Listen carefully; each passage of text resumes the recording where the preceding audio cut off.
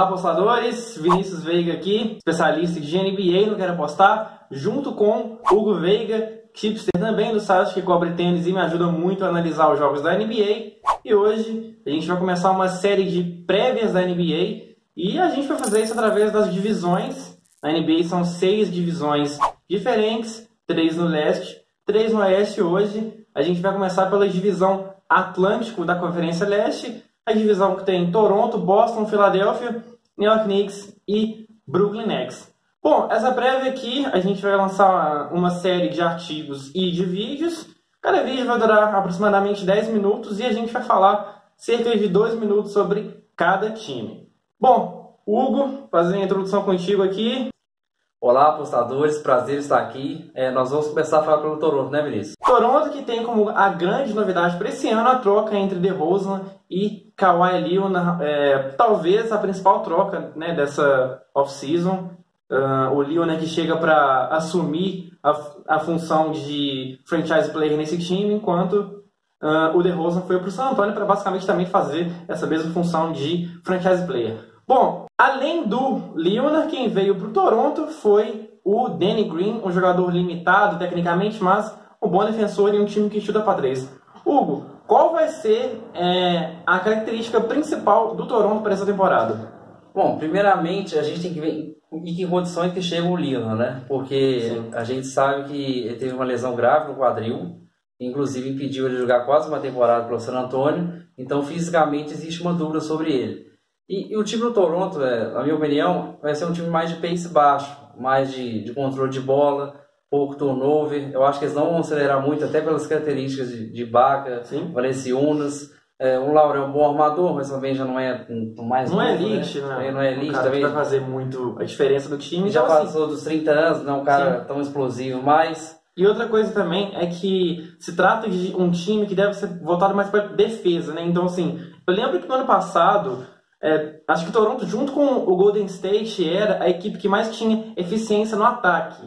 Eu acho que nesse ano vai ser diferente, porque é uma equipe em que o DeRozan, ele é mais scores do que o Leonard, isso apesar de não fazer bola de 3. Apesar de não fazer bola de 3, mas é um cara que faz 28 pontos por jogo. Teria situações. O Leonard não é esse cara que vai botar a bola debaixo do braço e vai fazer 30 pontos por jogo. Então, assim, acho que para essa temporada, o apostador ele tem que ver o Toronto como um time muito mais defensivo do que ofensivo, né? Sim, como eu disse, o Leonard é um jogador de franquia, né? Sim. Então, tudo que a gente está falando aqui, a gente está imaginando ele jogando como titular. Jogando como titular e saudável. Saudável. Se ele não jogar, o cenário muda completamente. Sim. Até porque, como você ressaltou bem, o Danny Green chegou do Spurs, ele sabe que é um jogador limitado. É um jogador muito limitado. Se você fizer uma marcação próxima dele, ele não faz nada. E outra coisa, esse banco com Anunoby, Powell, no perímetro, não é um banco que te anima. Você tem o Van Fleet que faz umas bolas de 3, vem do banco, mas... É um time que, tecnicamente, no banco de reservas, é um time limitado. Enfim, resumindo, um time que vai ser mais de pace baixo e defesa sem aquela explosividade no ataque que a gente viu na última temporada. A linha do Raptors na Rivalo, que é a casa que a gente vai recomendar nessa nossa série de prévias, a linha está em 54,5 de vitórias durante a temporada regular. Vale ressaltar que são 82 jogos na temporada regular. Hugo, 54,5 para o Toronto, é over ou under? Olha, com essa conferência leste mais fraca, né, que teve a saída do LeBron, inevitavelmente. Então, se o Leon não estiver saudável, eu acredito que eles vão vencer mais de 54 jogos. Sim. Mas, como a gente vai ressaltar novamente, vai depender muito dele. Mas se ele estiver saudável, tranquilamente, acho que o Raptors vai passar essa linha. Eu acho que não é recomendado apostar nem no over e nem no under, né? Eu acho que esse time é aquele time que você tem que foldar, que você tem que passar porque imprevisível por causa do Leonard. Então a gente não recomenda pegar nem over nem under aqui, né? Mas se fosse para escolher um, eu também acho que seria over Toronto. Porque o Leonard, vale lembrar que já 2, 3 temporadas ele estava levando o San Antonio Spurs nas costas. Exato. Por isso que eu falei, é um jogador de franquia. Se estiver saudável, nessa conferência leste mais fraca... Como não tem como a gente saber se ele vai estar saudável ou não antes da temporada começar... Não vale a pena investir. Não vale a pena investir. Bom, o segundo time agora que a gente vai falar é do Brooklyn Nets, uma equipe que na última temporada venceu apenas 28 jogos, mas surpreendeu positivamente. Um time muito bem treinado. É uma equipe que teve problemas com lesão na última temporada. D'Angelo Russell ficou muito tempo fora. O Lin ficou muito tempo fora também. Então, assim, é um time que sofreu com muitas contusões e mesmo assim venceu 28 jogos e fez jogo duro contra muito time bom. Fez jogo duro até contra o Golden State. O Brooklyn quase venceu uma vez. Então, é um time chato, um time enjoado, muito bem treinado. Bom, o Brooklyn crescendo é basicamente o mesmo. A única grande mudança foi a chegada do Kenneth Faried, que estava pouco aproveitado no Denver. É um jogador que já teve anos melhores, mas ainda é jovem, ainda pode contribuir para um garrafão do Brooklyn que faltou muito pivô na última temporada, né? A gente lembra que tinha vários jogos contra Dwight Howard, contra Drummond, que esse time sofria demais no garrafão. E o Faried e o Ed Davis também, que é um cara de força, um cara que vai ali pegar rebote, são ótimas aquisições, apesar de não serem jogadores badalados, né? Sim, o Brooklyn Nets, apesar de ter faltado talento na temporada passada, era um time muito organizado, assim, pelo que eles tinham de material. E é bom ressaltar que o D'Angelo Russell ficou muito tempo machucado também. Sim. E isso, mesmo assim, o time conseguiu ser competitivo. Não é um time para ir para o playoff, pode até chegar, mas é um time que eu acho que vai subir um degrau em relação à temporada passada, que você falou. Sim. Farid é um cara, apesar de não ser mais tão atlético, né, igual 3, 4 anos atrás, é um cara importante. O Ed Davis tem uma presença importante no garrafão também, porque o time, como você destacou bem, sofria muito nessa questão de rebote defensivo, principalmente. Mas a diferença está no Russell, no Crabbe, que é também um jogador que no ano passado ele deu um grande salto, e no Carroll, que é aquele jogador chato, né? Ele não é nenhuma estrela, não é um cara que vai fazer 20 pontos por jogo, mas é um cara chato que vai fazer bola de 3 ali, que vai te incomodar. Muito atlético, intensidade alta, bem competitivo. O Crabbe já vinha no sistema do poste de muita bola de 3, então ele chegou meio que encaixou bem no elenco. O Dinwiddie, que é o armador reserva que vem de uma grande temporada, que ele jogou muitos minutos, né? Porque o Russell passou a grande parte do tempo machucado, o Dinwiddie cresceu, é um cara de talento, então assim, o Brooklyn, ele tá bem desvalorizado nas casas. Aqui na Rivalo, a linha de over dele tá 31,5, e a gente pega esse over aqui sorrindo, né? Assim, vale a pena investir no over, porque se como aquele time baleado da temporada passada, se ele Russell, num leste mais forte. Num leste que era mais forte, hoje nem tanto. Então essa linha tá muito baixa, vale a pena explorar o over sim. E agora a gente vai falar do outro time de Nova York, o Knicks, ou Titanics, como você preferir. O Knicks ainda tem o Porzingis, que é o franchise player, que é, sem dúvida, o melhor jogador do time, machucado. A previsão é que ele volte em dezembro. E, Hugo, o Knicks é outro time em que fazer uma projeção é ruim, justamente por causa do Porzingis, que vai voltar em dezembro, e a gente não sabe como que ele vai voltar. E tem também aquela questão se ele voltar, porque o Porzingis está no seu último ano de contrato, então a gente não sabe se o Knicks vai querer trocar ele, se vai aparecer uma oferta boa. Então, assim, eu acho que do mesmo jeito em que Toronto não vale a pena investir nessa pré-temporada, eu acho que no Knicks também é um time que, se você quiser projetar vitórias e derrotas, não é bom, né? Não, principalmente pela questão do Porzingis, óbvio, que é o melhor jogador da equipe. E tem o New York Knicks tem muitos jogadores talentosos, jovens, que são scorer e tudo, mas irregulares. Sim. Você tinha o Hardaway Jr. na temporada passada, ele fazia uma partida espetacular. Depois fazia 3 pontos. Na outra partida ele errava tudo, ele era inconsistente, irregular. Então é um time bem trocou-treinador. Trocou-treinador. O David Fisdale, que era do Memphis, que fez um bom trabalho lá em Memphis, agora está no Knicks. E a grande novidade é o Mário Hezonja, que estava no Orlando Magic, um cara que tem talento, que é habilidoso, mas muito doido, entre aspas, que não segue sistema, um cara que faz o que dá na cabeça dele, então é um jogador muito imprevisível. Eu acho que uma temporada na NBA completa, com o titular, ele vai aprender a controlar mais esse ímpeto, e ao longo dos anos eu acho que ele vai se tornar o melhor jogador ainda. O talento ele tem de sobra. Mas até esse fator também contribui mais ainda pra gente desconfiar do Knicks, com um pé atrás em relação ao Knicks. Mas um time que é mais favorável ao over, né? A gente parou pra ver porque é um time peladeiro, entre aspas, né? Um time sem muita organização, Hardaway, Burke, Rezonha. É um time rápido, muito rápido. Sim. Um time que vai ter muita transição, que vai ter muito pick and roll. Então, assim, é uma equipe que pode perder pro Orlando Magic em casa, mas é um time que pode dar pressão contra o Boston Celtics fora. Pode, mas como você disse, tem a questão defensiva, né? Que é um time muito fraco defensivamente, não tem ninguém que marca nesse perímetro, apesar do Kearney ser um bom defensor, às vezes, quando quer. Mas, enfim, quem for pegar para apostar no Knicks, tem que saber que é um time, primeiro, imprevisível, segundo, de um ataque bom e com potencial, e terceiro, uma péssima defesa. Então, sim, eu não confio nessa defesa. Não defendo nada nessa defesa, e principalmente pelo Kanter, que é um péssimo defensor. Então, assim, o Knicks tem que ter muito cuidado na hora de pegar contra times ruins, porque o Knicks é péssimo para cumprir o seu favoritismo, e também é um time que talvez você possa explorar handicaps positivos. A gente falou que não é recomendável pegar um over ou under de vitórias do Knicks, mas se você quiser ir, mesmo assim, Hugo, a linha tá 29,5 na Rivalo. Eu vou de over porque ganhar 30 jogos numa temporada de 82 jogos é muita coisa, então eu acho que o Knicks tem pelo menos talento para ganhar 30 jogos, até mesmo se o Porzingis for trocado. Pela força do ataque, igual a gente destacou, com um ataque de muita intensidade, potencial, um bom treinador que chega agora, e 30 vitórias, mesmo o time fizer uma campanha ruim, 30 vitórias é uma coisa muito, muito baixa. Então, para um time que a gente destacou pontos positivos no ataque, não é nenhum absurdo imaginar que o time vai ganhar mais 30 jogos. Exato. Bom, passando agora para o Boston Celtics, é um time que é rigorosamente o mesmo da última temporada, claro, em termos de contratações e saídas. A grande novidade é o Gordon Hayward, que já estava lá na última temporada, mas não jogou por causa do joelho, da perna arrebentada. O Hayward está de volta. Esse time titular vai ser Irving, Jaylen Brown, Hayward, Tatum e Horford. É um quinteto titular que realmente impressiona. Então, assim, o Boston é um time que tem um ótimo treinador, talvez hoje o melhor da liga, junto com Steve Kerr e o Popovich, claro que nunca dá para descartar. Apesar de que hoje eu prefiro mais o Stevens.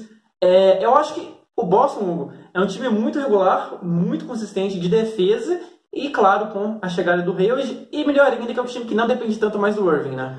Porque o Terry Rozier ganhou muito espaço na temporada passada e deu conta do recado. É lógico que não é claro, o mesmo nível do Irving. O Irving é muito melhor do que o Rozier, mas assim, durante uma temporada regular, para você ganhar do Orlando, para você ganhar do Memphis, você não precisa de ter o Irving mais. Até para você poupar as articulações do Irving. Para você poupar que tem problema no joelho crônico. Então, assim, vai ser um jogador muito importante. E tem o Gordon Hayward também, que vai voltar, né? Que é um grande jogador. A gente não sabe em que posições ele vai voltar, provavelmente deve voltar bem e vai contribuir. Mas ele volta no time certo, porque o Boston ele acostumou a jogar sem ele. O Tatum é um jogador que na última temporada evoluiu demais. O Jaylen Brown também. O Baines fez um bom playoff, com todas as limitações dele. Exato, fez um bom trabalho. Então, assim, o Boston vai com muita calma com o Hayward, vai bem devagar com ele e tal. Então, não é um cara que vai chegar e que no primeiro jogo vai estar jogando 40 minutos. Longe disso, então o Boston vai bem tranquilo com ele. E outro detalhe, com o Cleveland sem LeBron, o Leon dúvida se ele vai voltar bem ou não. A conferência é do Boston. A conferência do Boston, acho que sem dúvida nenhuma, a não ser se o Ben Simmons virar o MVP e o Embiid virar o segundo MVP, né? Sim, são jogadores. Não sei se o Philadelphia, mas é o conjunto. Dá um salto muito grande, mas é o conjunto, exatamente. Eu acho que o Boston é aquele time perfeito para a temporada regular. Sim. É tipo o San Antonio era há uns 3, 4 anos até, o time perfeito, que é o time de sistema, com um ótimo treinador e que consegue suprir lesões que, claro, sempre acontecem. Então, a linha do Boston está 58,5, é uma linha muito alta na Rivalo e em todas as casas está basicamente nessa faixa. Eu acho que é over e eu mandei lá no grupo de picks esse over a 2 unidades. Você também confia no over nesse, né? Eu acho que o over vai bater sim pela a má qualidade da conferência leste atual. Acho que a NBA está muito forte de um lado, do lado oeste, e está um pouco fraca mesmo, no lado leste. Sim. Então, até pelo reforço do Gordon Hayward, que é um importante jogador, o Kyrie Irving, que deve voltar saudável, tudo que você destacou, com um banco melhor, defesa muito boa, defesa excelente. Então, é lógico que é uma linha alta. Sim, é importante e outro ponto, mas acho que vai bater sim. E outro ponto é que assim, jogar em Boston é muito difícil. É uma torcida chata, é uma torcida que lota todo jogo. Pode parecer meio subjetivo, mas não. O Boston sempre tem ótimas campanhas em casa. O desempenho do Rosier em casa, em casa é uma coisa surreal. É um jogador que pega fogo em casa. Então, assim, Boston realmente é o grande favorito para vencer a Conferência Leste e para ganhar pelo menos 59 jogos. Bom, o último time aqui da nossa prévia do Atlântico é o Philadelphia 76ers, um time que é outra equipe também que basicamente manteve, né, a sua base da última temporada com Simmons, Redick, Covington, Saric e o nosso querido Joel Embiid. A grande aquisição do time foi o Wilson Chandler, que não é mais o mesmo, né, mas é um jogador que pode ser útil. Ele que veio do Denver, se não me engano. O Chandler, ele muda tanto de time que eu nem sei onde que ele estava, mas acho que ele estava no Denver. É um jogador já veterano, mas que pode fazer as suas bolas de 3 e é um cara que pode ser uma opção consistente no banco de reservas. Saídas pouquíssimas, né? Um time que basicamente manteve o seu núcleo. E o Hugo, quando a gente fala de Philadelphia, a gente fala de duas coisas. Primeiro, potencial e segundo, lesões, né? Sim, é um time com muito potencial. Você tem um Embiid com um pivô espetacular, os melhores da NBA. Isso aí não é exagero falar nenhum. Sim. O Ben Simmons, que se tornou um ótimo jogador. Mas sim, mas tem um detalhe. Chute de fora. Sim. Você tem o Red que chuta bem, lógico, um ótimo chutador. Você tem o Covington, mas o Simmons não chuta de fora. O Fulks que vem do banco. Não, o Fulks não chuta nada. Não chuta nada. Zero. Então você... mas aí... Você, igual aquela série contra o Boston na temporada passada... foi o grande problema. Na hora que amarra, vocês ficam meio que sem saída. Marca a defesa forte do Boston. Porque marcar o Red, que não é a tarefa mais difícil do mundo. Você gruda nele e você tira o espaço dele para chutar. Sim. Então é quase um Danny Green, mas claro que um pouco mais técnico. Covington é outro cara que se você grudar, ele não vai sair, ele não vai fazer pick and roll pra chutar de 3. Sim. O Saric, ele tem as suas limitações físicas, é um jogador, cara de 12 e 6. Mas é espetacular. Então assim, não tem nenhum jogador que cria o seu arremesso de fora e chuta pra 3. Talvez o Wilson Chandler possa ser um pouco desse cara, então por isso que eles trouxeram ele. É por isso que eles trouxeram ele, mas enfim. Mas eu gosto muito do Embiid, pela altura que ele tem. Um cara que chuta pra 3 também. O que ele faz, a habilidade que ele tem é um pivô espetacular. E o Ilyasova saiu, mas eles trouxeram o Muscala, que é basicamente o mesmo estilo. Aquele cara protótipo na NBA que é o pivô que chuta pra 3. Então, o Muscala vai fazer os seus 8 pontos por jogo, então outro cara bom pra 3. Na Rivalo, a linha de vitórias está 53,5, é basicamente idêntico ao tanto de jogos que o Philadelphia ganhou na última temporada, que foram 52. Então, assim, para um time que tem tanto potencial, 53 vitórias e meio é quase que uma surpresa, tendo em conta que o Philadelphia é um time muito bom. Mas aí que entra aquela questão do físico. Então, assim, você acha que vale a pena jogar no over aqui, ou você está um pouco mais desconfiado quanto ao físico do time, vai no under, ou você pensa que a melhor ação aqui é não apostar? Como eu aposto a longo prazo, e tem a questão física dos jogadores do Philadelphia, que machucaram muito no passado e tal, e não tem um banco forte, o time titular já não tem tanto arremessador assim, de fora do período. Sim. E a gente sabe que banco se desvia com energia, com os caras na defesa, pontuando de fora e tal. Então, se você perde, por exemplo, 2 jogadores na mesma semana, por exemplo, um Covington e um Embiid, por exemplo, o time vai ficar meio torto. Então, se tivesse todo mundo saudável, pelo menos eu tivesse certeza que só um ou outro iria sair, eu acho que cumpriria facilmente até pela qualidade da Conferência Leste, né? Não tá tão alta. E a gente fala que realmente a temporada da NBA é uma maratona, porque são 82 jogos, assim, e os times jogam 3 vezes por semana, então é algo que realmente desgasta muito fisicamente, e a gente tem que lembrar que o que realmente importa são os playoffs. Então é por isso que muitos treinadores, igual o Popovich, igual o próprio Brett Brown do Philadelphia, eles costumam poupar os jogadores durante a temporada regular para justamente visar os playoffs e para justamente com todo mundo atingir o seu ápice físico na pós-temporada. Então não seria nenhuma surpresa se Philadelphia poupasse vários jogadores ao longo da temporada, claro que gradativamente. Então, por exemplo, no jogo back-to-back, o Embiid não jogar, no jogo back-to-back, o Ben Simmons não jogar. Então, isso seria uma coisa até natural para o curso da temporada. Então, por isso que você desconfia um pouco dessa linha de 53,5. Eu também fico um pouco com o pé atrás quanto a isso, porque a gente nunca tem uma certeza quanto ao físico. E jogadores como Ben Simmons, de Joel Embiid, o Redick, que já é um cara de 33, 34 anos. A gente tem essa dúvida, porque são jogadores com história de lesão recente. Então, por isso é lógico, qualquer jogador tem risco de lesão, óbvio, mas pelo fato do histórico deles não ser tão não ser nada positivo, positivo, a gente fica com o pé atrás. Então, só para recapitular tudo, a gente não recomenda pegar nenhuma linha de over e nenhuma linha de under no Philadelphia 76ers para essa temporada. E também para colocar um ponto final no Sixers, acho que se trata mais de um time ofensivo do que defensivo em algo. Apesar de que o Embiid é um bom defensor, o Ben Simmons também é um cara que defende bem. Até pela estatura dele, todo um armador. Sim, o Covington, se não me engano, ele foi segundo time de defesa na última temporada, então é uma equipe que defende bem, mas eu acho que a principal força do Philadelphia está na sua criatividade no ataque, está na sua criatividade com mesmo, o Simmons armando, com o Embiid sendo um cara muito versátil, então é um time que vai tender mais ao over, né? Sim, mas o Philadelphia na temporada passada, até foi um time que não mudou tanto, né? Ele teve muita dificuldade contra o Boston na série para furar a defesa do Boston. Sim. Porque eles faziam um play tight, uma marcação muito próxima do Redick, ele não tinha tanta saída, até a estatura dele, ele não tem tanta habilidade para criar o chute, ele ficou meio sem saída. O Covington é vagalume, tem jogo que ele joga bem, ele joga meio constante. O Embiid é sensacional, espetacular, mas o Simmons uma defesa forte, foi difícil para ele infiltrar, que é a principal característica dele. Mas eu digo assim, por exemplo, num jogo contra Orlando, por exemplo, ou num jogo ordinário mesmo, de temporada, a tendência pro Philadelphia é mais ao over. Sim. Mas claro que quando você pegar um time como o Boston, como o San Antonio, que tem uma defesa forte, o papo vai ser outro. Mas outro time fraco, é um time que é para ataque. Sim, é para ataque, claro. Até pelo talento que eles têm, lógico. Bom, é isso, não vamos também se alastrar muito aqui no Philadelphia, que senão fica quase um preview do Philadelphia. Colocamos ponto final do nosso primeiro vídeo das prévias da NBA. Semana que vem tem mais. Semana que vem tem divisão central, que é a divisão do Indiana Pacers, do Cleveland Cavaliers, do Milwaukee Bucks, do Detroit Pistons e do Chicago Bulls. Então são esses 5 times que a gente vai falar semana que vem. Lembrando que tudo isso também estará em artigo, né? Então todas as prévias também estarão em texto lá no queroapostar.com.